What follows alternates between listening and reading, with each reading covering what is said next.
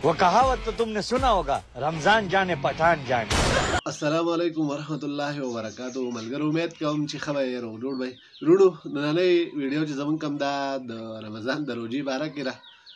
یو پښتون ورور د داسې یو خاکه شاندې کړ ده د شیطان سره یې دوکه کړ ده هغه سره په اردو باندې خبرې کوي نو راځئ لاول لا ویډیو زه هم ګورم تاسو یې هم وګورئ او هغې نه پس به بیا خپل کمنټس زه در کوم تاسو به خپل کمنټس ضرور راکئ खान साहब रोजा कैसे गुजर रहा है? बहुत गर्मी तो रोजा तोड़ लो ना। मन तो मेरा भी बहुत कर रहा है, लेकिन क्या करूं, पैसे नहीं है। तुम पैसे का फिक्र नहीं करो, ये लो पैसे और तोड़ दो रोजा। यस यस अब मजा आएगा। किधर?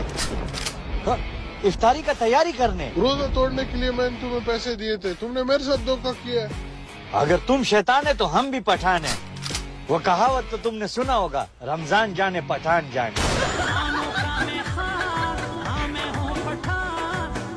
وروڼو تاسو ویډیو وکتله ډېر زیات خوند یې وکړو ځکه موږ پښتانه چې یو موږ د دین سره ریلیټډ خلک یو ځکه چې د دین په کارونو باندې موږ ښه کلک ولاړ یو هغه که روژه ده هغه که داسې نور د دین اعمال دی لمونځ دی وغیره وغیره موږ هغه هېڅ چېرته هم نه پرېږدو دلته کې دله روپۍ ورکړلې چې یاره دې باندې ته روژه ماته که هغه چې کله هغه روپۍ واخیستې لاړ ځان له یې په هندوانه واخیسته او روژه ماتې دپاره یې وړه د دغې کم شیطان کرکټر چې کوي په دې کې هغه سره یو دوکه وکړه نو کله هم چې د پښتون نوم راځي په سوشل میډیا کې پښتون موږ سپورټ کوو او موږ پښتانو یو بل کله هم سپورټ کو او یو بل دپاره مو کوشش شروع کړو موږ پښتانه په اتفاق باندې شو کله نه هم نو په ایماندارۍ درته وایم چې زموږ زندګي به جنت شي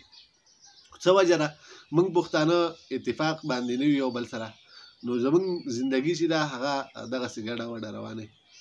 نو کوشش کوئ څوک چې هم زما د اواز اوري یو بل سره بوز حسد دا مه ساتئ ځکه چې دا بوز او حسد چې دی دا په ځان باندې یو قسم عذاب تېرول مثال که طور پر که زه یو سړي سره بوز ساتم او یو سړي سره نفرت کوم نو زه دا ځان باندې یو قسم عذاب تېروم لکه هغه خو زه هېڅ هم نشم کولی نو کوشش کوئ یو بل سپورټ کوئ او کوشش دا پکار دی چې یاره زموږ یو بل سره اتفاق او اتحاد راشي نو بس وروڼو اوس تاسو نه غواړم اجازت تر بلې ویډیو پورې د لوی الله په امان